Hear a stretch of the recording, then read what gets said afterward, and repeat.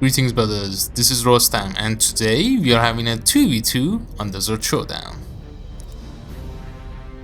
Without further ado, starting from the blue team, left side the Bloodrain with the Farseer, kind of a supportive hero and starts with guide, pretty useful. His ally is the Tech Marine of a Skysilver. A rather defensive hero, starts in range, can get really good AV or can deal with the heavy infantry with the plasma gun. Facing them is Chuzar at the left lane versus Bloodrain with the Hive Turret. A tanky melee hero starts with actually the normal snaps. There's a little bit of a pathing issue. And finally GuruSkippy as the war boss, another tanky melee hero versus that defensive Tech Marine, shooty stuff from a Skysilver. Okay, so we see GuruSkippy going for double shooter boys and all the way conventional builds, Chuzar with double termagants and also into spore mines. Spore mines at the first are really good at the starting engagements, especially with things like Howling Banshees and heretics, but the problem is that they're expensive kinda. They're 105, 125 requisition and 5 power. So yeah, you really have to make them count. And double Howling Banshees, wow, what's with the Bloodrain and double Howling Banshees, man, these days. Versus the Tyrannies, of all things.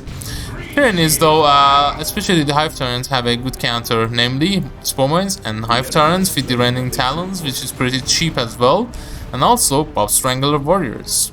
Since Eldar don't have a jump troop as well, that Bob Strangler is going to be really useful as well. Some sluggers trying to bash this node. There's a 2v2 here in the middle, both players leaving their lanes. In fact, Chuzar capping the left side with the Hive Turrets, and into Termagants. Has to be really careful about these spore mines. Yeah, it's not worth to detonate. You're gonna detonate your own troops as well. Skysilver just combining all of his range forces, and he really likes his scout grenades, so he buys the Sergeant as the first power upgrade without buying any units. Okay, so with Chuzar approaching, you see Skysilver is gonna retreat. He's going for the Devastators. GuruSkippy without any upgrades. Okay, he's going for the Enhanced Custom Shooter. That's a really good tool to deal with the Tech Marine, I guess. But Tech Marine is in range. Normally you see this in versus melee heroes when you want to control them. But GuruSkippy perhaps wants to do GuruSkippy things. Going for range stuff. Yeah, he has the shooter boys with the Knob Leader, less bleed there. And keeping the war boss with this army while bashing with this. Double Termagants also helping. And also the first power purchase, I guess, after 5 for the Spore Mines is the Warriors for Chuzar. Okay, the Howling Banshees is approaching from the left side. Chuzar is in the middle though. And right side, Skysilver is gonna take the victory point and gonna have a stalemate with the war boss. There is the master-crafted bolter. Actually, here we see shoot him good from war boss. Really good usage, and yeah, countering this Tech Marine for now. Tech Marine is forced off the field. And there's a boss pole, wow, so more HP and less shooty. Boss pole into enhanced custom shooters and double big shooters, that's interesting. He can actually control and stun the Devastator lead model with that. Spore Mines didn't do anything in the end. They just went down versus the Shuriken fire of the Shuriken cannon. There are the melee warriors. No Bob Stranglers yet, and there is the Rending Talons also goes for Bioplasma. Bioplasma is actually a good tool for the Hive Turret to deal with the Shuriken Cannon. Not a straight one like that Charge Extended Carapace, but nevertheless a good one. Okay, so red team with the heavy pressure, Hormiguns actually decap both of these points, cap this one. Wow. And there's the grenade taking out 2 Hormiguns. They're gonna take their land back now, the Eldar. And nearly a double cap, 2-1 cap for the red team. So Orcs and Tyranids really aggressive, especially the Tyranids. Tyranids are even more aggressive than the Orcs. Orcs are more about DPS, but Nids are more about aggression. Double Howling Banshees, though I'm not sure how he's gonna work him out, Bloodrain, but you know what? He has one of the one of each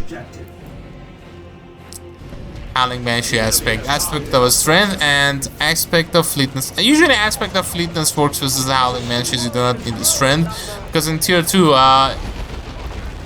Tyranids basically don't have a vehicle.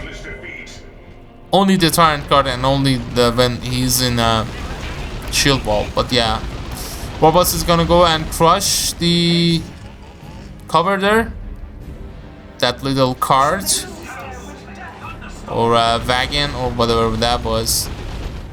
What is it? Yeah, that obstacle. Crush that, and Techman is gonna take a lot of damage there. Hence tier 2 for Chuzar. Is he going for a Tyrant card? Actually going for a Tyrant card is not gonna be a very good thing here, I guess. Well, you want control versus Howling Banshees, and you have the Hive Tyrant, so you have the global. But it's a dangerous proposition versus double Howling Banshees with double power melee, which can chop it to pieces literally. And no Barb Strangler Warriors neither. Seismic Roar? Yeah, Rending Talons. Damn. Looks like it's also gonna be melee warriors. Yeah, that was a good, really good approach from the Hive Tyrants there. Nicely done by Chuzar. So, Tech Marine with only the Devastators controlling this thing, not choosing the Devastator to push with the war, to push against the war, but just being a stationary in here. Meanwhile, his main fighting force basically were scouts with shotguns and sergeant, the tank squad, and the Tech Marine himself. Okay, these dudes have the grenade, but they have to retreat away. Warriors on retreat, not taking out anything. And I like how the Sluggers and the Hormiguns are basically decapping this stuff. Heavy pressure, but eventually blue team make it to tier 2. I guess with less units for Skysilver and basically double Howling Banshees from Bloodrain, that was expected. In tier 2, the first unit purchase for Chuzar is Gene Stealers.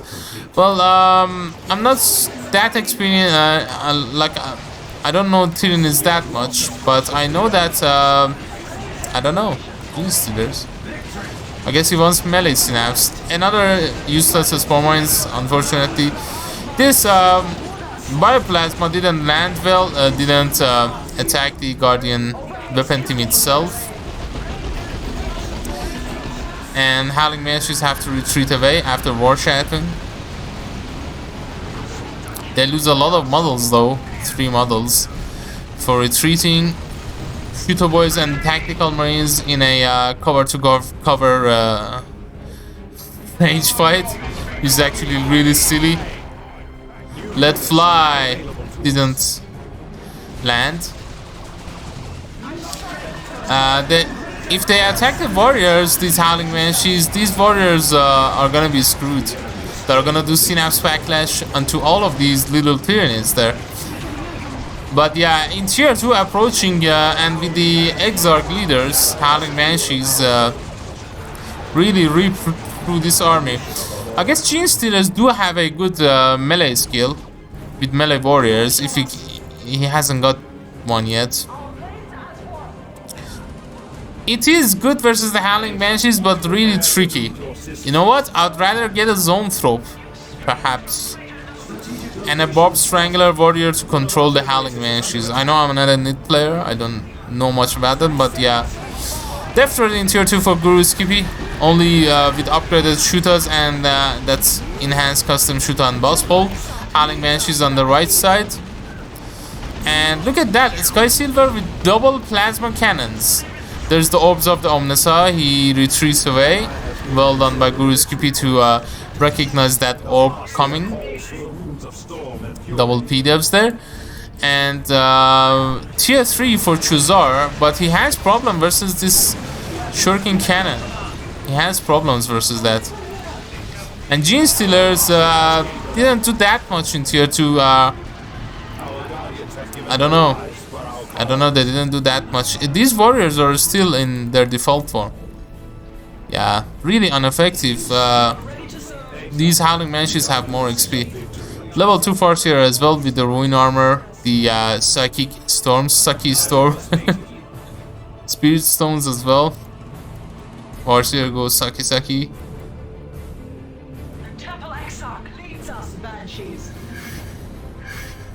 Yeah, when she's in Slaanesh form, being gobbled up by Slaanesh. Takes out the Psychic Storm. Anyway, never mind that. That's the Psychic Storm there. On the Orcs, the Shooter squad. Boss Ball though helps a little bit. But yeah, that did a lot of damage. There's a Weird Boy for control. On those Howling Banshees would be really good. But you know what? This thing actually does a really good job versus setup teams as well. The Warriors are screwed. That's oh wow, that was the orbs of the Omnissa actually draining energy. Although Warboss doesn't need that much energy. He had only two abilities. Why am I stuttering anyway? Slugabos have to retreat away. They're gonna be fine. Level 1 still. Howling Banshees, I think they're level 2. Cyborg Implant. He has got GuruSkippy there. But he's gonna go down for the trouble. Double Howling Banshees in here. Meanwhile, Chuzar is kind of not engaging. Well, he was here. He was here to be honest. Warboss goes down anyway. And GuruSkippy going for a stick bombers. I actually, this time, I like the purchase of a stick bombers. They're kind of an artillery unit versus double plasma cannons, and the stun bombs are actually good as well. I like that. Nero throw, now I really like this.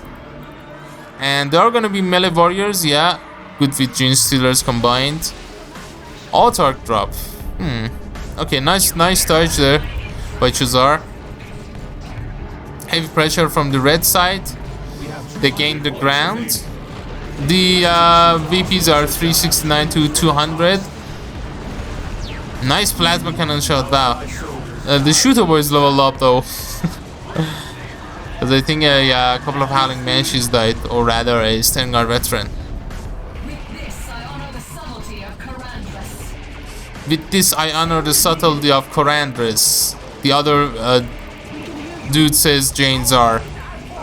I guess this is the their Exarch leaders. Like Janezar is basically something Phoenix Lord. Yeah, it's a Phoenix Lord. I don't know the other Corandris or whatever. I don't know that, her, him. Anyway, 366 to 200. The Death Threat has so far done an okay job. He's actually near level 3, which is good for him. The P-devs though really defensively use defensive usage on those. I also like the upgrade to Stengar veterans. I think it was his original squad there. Yeah, oh, nice stick bomber there into the plasma cannon squad, and it's gonna be a dreadnought. Now I like the assault cannon dreadnought. I don't think he's gonna need the melee dreadnoughts, since because there aren't melee units that much. Only the slugger boys. Even the warboss has a range option. Energy regen here, and there's the Proxysism versus Cataclysm. Shuriken Cannon also has gone down, but yeah, these Howling Banshees are leveled up near level 3 with the Autark buff and the Farseer buff. Farseer has Spirit Stones as well, has also got, I'm not sure if, wow, this nerf drop might be going down. look at the Howling Banshees run. But yeah, I'm not sure that's gonna cut it, man. What's it gonna go for? He needed a, I think he needed a Thornback Carnifex instead. Okay, another stick bomber here. This power really, a lot of pressure on this power. Also a little bit of pressure on this power, but not as much as the one in here, in the middle. Another Psychic Screen, well dodged from the Tyranid with the Tyranid blobs there. The Hive Tyrant also has the Bonded Exoskeleton. Now this is really good. Let's fly. Stick bombers, I think they're dead. No, they're gonna escape away with 12 HP. Okay. Dreadnought is melee. Dreadnought is melee actually. Yeah, these Genestealers do have really good melee skill, but you know what? Howling Banshees are just too powerful at this point. Okay, they do some stuff. That was a good Cataclysm from the Neurothrope helping them. Nicely done, that's the paroxysm. Finally, let's see. Yeah, they do hit level 2 Genestealers. They do have the Rending Claws, equips them with heavy melee. They don't have the power melee no more. Getting drained the energy of the Autarch by the Neurothrope. Neurothrope is actually an Eldar. Oof, another Cataclysm. Perhaps they can take out the Autarch. No. No, Genestealers are gonna go down. Yeah, rip. Rip. He does need a Carnifex. Literally Thornback Carnifex. Oof, oof, oof. Good barrage. Good barrage. Getting a bunch of sluggers. That's a nice orb throw. And oof, plasma cannon missed. Would have fucked these shooters up. Still with the double plasma cannons here. That was the stun bomb there. He has the Death Threat to counter these melee Dreadnoughts for now. He hasn't taken much of these Plasma Devastators by these stick bombers. Power Bash with the Howling Banshees, yeah, they're really good Power Bashes. Nicely done here by Bloodrain. And there's the Devastators. This Hive Tyrant goes for. This Hive Tyrants with the Bonded Exoskeleton becomes really good. Also, this thing really hurts Rending Talons. These Devastators might go down. That's a special attack. Yeah, they're gonna go down. He's actually versus the Dreadnought here. This Death Threat is gonna go down, but he did lose the devs there. But he's gonna take out the Death Threat. Yeah. Okay, good job. But you know what? GuruSkippy is tier 3 and Marines and Nobs are good versus Marines. This Dreadnought is also in range, so that's better. I think he's gonna go for Nobs. He might be going for a looted tank though. Lots of infantry in the field are good versus the devs and stuff like that. 297 to 163. Oh, Bloodrain actually stole this power farm. There was only one generator on it. They do have less power, the blue team. Their power from in the middle has been bashed, and GuruSkippy also bashed the right side power. Damn, this melee Eldar force is really getting really dangerous. Especially with the Autarch and the Farseer buffs there. Okay, Dreadnought getting some repairs. Good thing about the Tech Marine is that it has that global repair. A turret in a kind of a defensive position rather than protecting this thing. But I guess I like that. Yeah, that actually covers a lot. It's gonna defend this power a little bit and also this approach. Not too greedy with it neither.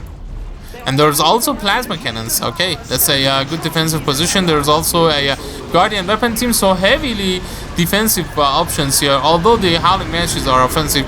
And there comes the Red Lord. He's going for Shuriken Cannon. No, sees the Carnifex, goes for the Brightlands. Carnifex is the Bob Strangler. Bob Strangler is actually not that bad. Yeah, it's really good versus double Howling Banshees. I actually like this option. I expected a Thornback. Actually, Thornback would be really good versus this Wraith Lord, but yeah, you know what?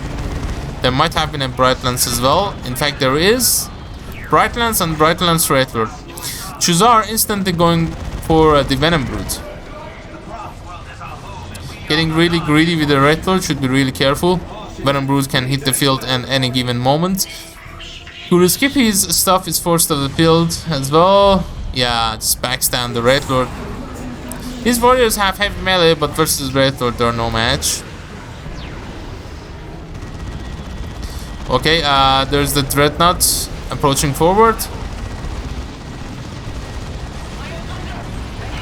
That's a good Cataclysm. He has used the Neurothrope really good so far, Chuzar. The yeah, Hive Tyrants might be going down. I think he's gonna go down. No. No, he's not gonna go down. Yay. Good for you, man. Good for you. The Venom Brood is in the field. It's gonna do a ton of damage to the Wraith Lord if they can catch it. Good map control for the blue side, although they are losing their right side power of theirs. They're contested one. They're a natural one, in fact. Oh wow, Orc Battle Wagon for GuruSkippy. Battle Wagon, in this instance, versus double devs would be insanely good. Yeah. I'm up for that, man. I'm up for that. Good old days of Toiloli using the Battle Wagon. Oh. Toiloli's Battle Wagon play. But yeah, always nice to see the Battle Wagon in the field. It's gonna be from GuruSkippy this time. I myself really like it as a unit. We rarely see that in the 1v1s, but in 2v2s and 3v3s, we actually get more of the Battle Wagon style of play. Okay, 146 to 208. This right side victory points constantly changing hands. With double plasma cannon, it's really hard to cap this point. Warboss is only level 2. Hasn't paid off that much. Like, GuruSkippy is not good with the tanky heroes like Hive Tyrant, Warboss, or the Captain. Okay, there's stun bombs on the plasma devs, letting the Warboss cap, or perhaps the stick bomb was there. Dreadnought goes forward. Actually, Blessing of the Omnissiah can buff, can repair both of these vehicles. Neurothrope should be extremely careful. Oof, the Neurothrope is gonna die. That's a Cataclysm. I don't. Is it gonna die though? Yeah, one last swing from the Wraith Lord is gonna go down. That final Cataclysm didn't pay off. Didn't pay off. Wraith Lord, I think it actually does damage on retreat. Even if the Carnifex would have taken then the Wraith Lord, that wasn't a good trade. Carnifex for the Wraith Lord is never a good trade. Tier 2 versus tier 3 vehicle. There is the Tyranno formation, kind of wasted. Really swift action from the Eldar. Okay, that's the Cult of Speed from the Mech Boy. Orc Battle Wagon in the field, already taking a little bit of damage, not that much though. Another Neurothrope on the way for Chuzar. He's gonna have a problem though without the Carnifex. Yeah, I think a Thornback Carnifex would have been a little bit better, especially with the Wraith Lord around. Like, without the Wraith Lord, the Bob Strangler would have been fine, especially with things like Seer Cancel, and if he would have gone Seer Cancel or Fire Prisms. But yeah, with that in the field, I'm not sure. With the Wraith Lord in the field, I'm not sure about the Bob Strangler. That didn't work out in the end. Level 4 Howling Banshees, by the way, both of them. Oh, Gravity Blade. Bad news for the Termagants there. RIP. Oof. Plasma devs continue to give stuff. Level 2 P devs, both of them. P devs. P. Okay, stick bombs cannot cap this with double plasma devastators. There's the Autarch, level 2 warriors. Warriors don't have anything to buff though, the melee warriors. Okay, Like, I guess the adrenal glands are fine, but yeah, nothing to buff them. Cancels the charge at Dreadnoughts. These dudes are forced off the field, and there's an up squad for GuruSkippy. Yeah, really good option. Okay, Wraith Lord goes forward. This Wraith Lord has paid off for itself already. One warrior going down. Chuzar has to retreat away. He really cannot stand to this Eldar army with what he has got. Even more so, he has used the... He doesn't have resources for a counterfix, and he has used this Tehran formation as well. I think his safest bet is to... Oof. Rip. That hurts a lot. The warriors might even go down. Oh, yeah, they do go down. No, they didn't. But yeah, he lost his other Termagant as well.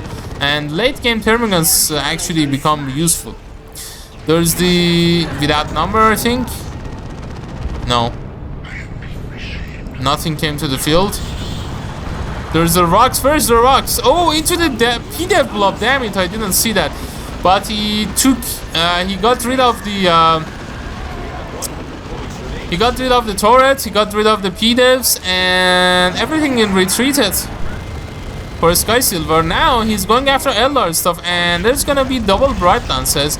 It's gonna be extremely good versus the Orc Battle Wagon, but I think the Nob Squad are also there. Bobbles goes down. The Sluggaboys also go down. There's the Cataclysm. Oh no, the shooter! I think it's... wow, look at GuruSkippy's units. His squad's barely getting away. So double Howling Banshees do insane amount of damage versus double versus a Nob Squad. Not double, one squad. Orc Battle Wagon, I think it's gonna be fine, but there's the Tech Marine chasing. Actually has the Artificer armor. Oh wow, the Battle Wagon goes down. Damn. Battle Wagon goes down. Was doing really good, like nuking this stuff, taking these plasma devs, but yeah. Chuzar doesn't have much in the way of units to help his ally, unfortunately, and got nuked in the base as well. Yeah, that's not having the Sormak conflicts really hurt him in the end. And light tier 2, I guess, but Needs don't have a good tier 2, to be fair. At this point, I guess go for the Crushing Claw. Doesn't have much power though. Damn, the Dreadnought. Like look at Tyranid unit. Look at Tyranid Taurus. They cannot force off this army. Wow. Chuzar in really bad trouble. Can GuruSkippy do anything about this and go for the victory points and stuff like that? Yeah, at this rate, his unit, all of his units are gonna go down. Chuzar. Okay, nice Stigma. Here comes the support from GuruSkippy. This Dreadnought might be going down in the end. Yeah, okay, that's a good assistant. Unfortunately, the second Nero throw goes down. The Dreadnought is also gonna go bye-bye though. At least that's one thing. Unfortunately, the Venom Brutes, come on, reinforce. Yay. Last barrage of the Dreadnoughts. Come on, warriors, you can do it. Dreadnought's level 4 with the yeah, it had the Dark Age of Technology as well. Goes down. Now double Red Lord. Oh god. Look at the Hive Tyrant just going up with the Gravity Blade. That kind of looks funny.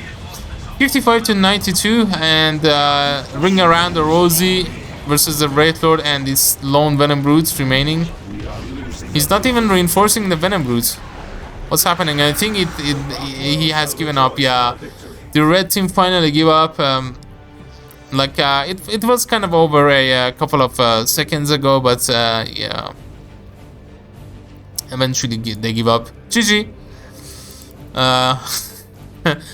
A lot of Plasma Devastators in the end, and yeah, Chuzar in a lot of trouble. I think he didn't have the right picks. His Nero throw play was really good, but yeah, in the end, you do need a Thornmac Carnifex, and perhaps yeah, I really don't think this melee warrior stuff paid off in the end. Level 7 Farseal, level 6 Tech Marine. Yeah, this is a level 4. Even the Autarky is level 3. Okay, even the Wraith Lord is level 3. The Wraith Lord gave him so much trouble. Like, look at that. You're at tier 3 Tyranids versus tier 2 Eldar. Wow. Level 5 Hive Tyrants and level 2 Warboss. Warboss didn't do that much, since Guru is not a Warboss player. And Lucky is not good at tanks. The Battle Wagon play was fun though. But yeah, in the end, this was the game. So a couple of things we learned from this match. I think the first thing is that Bob Strangler would have been good versus Double Howling Banshees and Farseer and Autark, buffs and stuff. I'm not sure if anything other than control would actually cut it. So yeah, maybe Bob Strangler instead of the Gene Stealer, even more so with the Zone Throw. Bob Strangler, Zone Throw, double Termagants with control, that would have been really good. And yeah, the Hive Tyrant was doing fine, was doing really good actually. And a Thornmac Carnifex would have sealed the deal, but unfortunately, this was the game. Yeah, I didn't understand that GuruSkippy is not the Warboss player, so that's good. But yeah, Stigma did good, the Death Threat did good. Yeah, overall, eventually it came down to the fight on the left side. At some point, they had a good power. They had a good pressure though on the power. But yeah, in the end, it was GG. Yeah, there are lots of Tyranids. Very low Tyranid score here. Anyway, I hope you've enjoyed it, lads, and this is the game for today. Until next time, this has been Rostam. Take care and Godspeed, and I think I'm gonna do one more 2v2 on Wednesday. See you there.